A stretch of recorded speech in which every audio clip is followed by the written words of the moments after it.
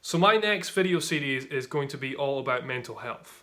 This subject is particularly important to me, and I've learned a lot over the years that exercise is not based on just helping people physically, but it's really important because it helps people mentally as well. Over the years of being a PT, I've seen many clients improve their mental health through exercise, through diet, through simple kind of de-stressing techniques.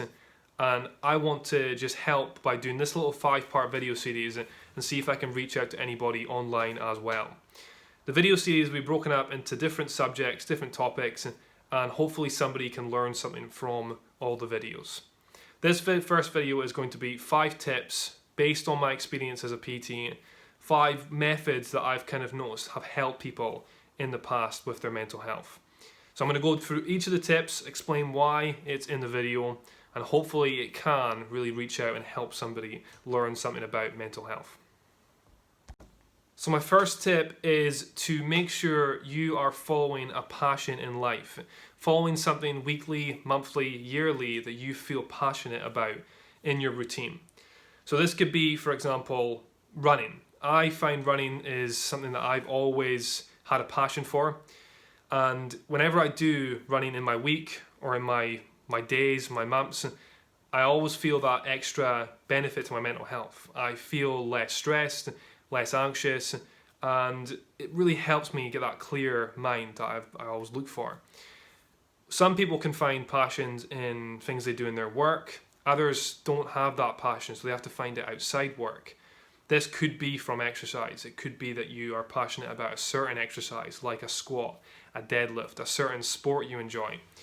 This can make such a difference to you, and it can make you happier in so many ways, and it can lead to improvements in mental health.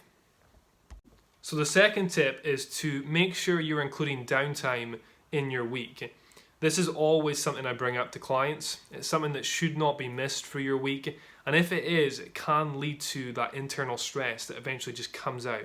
You don't even realize it's happening, it just builds up over time, and eventually you can just be doing so much in your week without that downtime.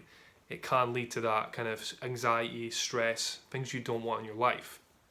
So having that downtime is really important, and that could be anything from going for a walk, it could be just family time, it could be sitting down reading a book, watching the TV, simply sitting on the couch and maybe just turn your phone off for an hour.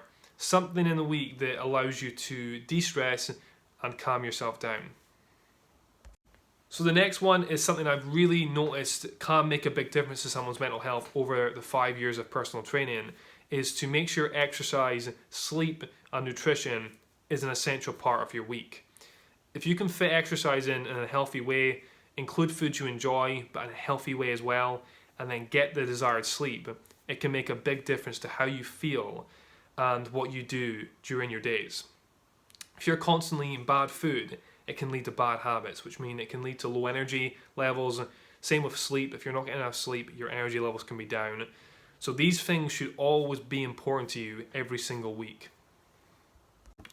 So the next tip is something more personal to me and something I've learned over the past few years. It's to make sure you have structure in your week and you're not leaving things till the last minute.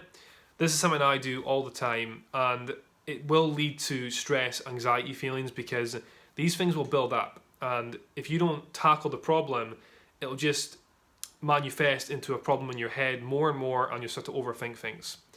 So dealing with things when you have the time, even if it's just like simply replying to someone you've not replied to, or doing a little simple task that you have to do, it can make a big difference in your mental health and how you feel about your day. So my last tip, and probably the most important one to me, is to make sure people are accepting that they will fail in life and then learning from mistakes they make. I think people are far too hard on themselves nowadays, and people give up far too easily. For example, if someone was to go in and try, I mentioned running on the first tip, if someone was to go in and try like a new sport, go out for a run, and if they do bad in that first run, that first activity, they often just give up, and they often say, oh, I'm rubbish at that, I can't do it. If people were more consistent, if people didn't give up as fast and they were less hard on themselves, the world would be a better place and people would be happier. So I think it's really important that now more than ever, We go out, we try things, we learn from mistakes we make, and then we come back stronger the next time. And that's what I've been trying to get across to my clients, and that's what I've been trying to learn in myself as well. So if you can take anything from that video, really take that one on board, that last tip, and learn from that one there. When I make all these videos, this mental health series, I'm going to make sure I am looking back to my own personal experiences with clients and in my own mental health, and I'm hoping I can help somebody just learn something. So I'm going to do 5 videos. This is the first of 5, and I'm going to try and get them out every week for you guys so you can learn a little something. So hope you've enjoyed it, and give the video a like if you did.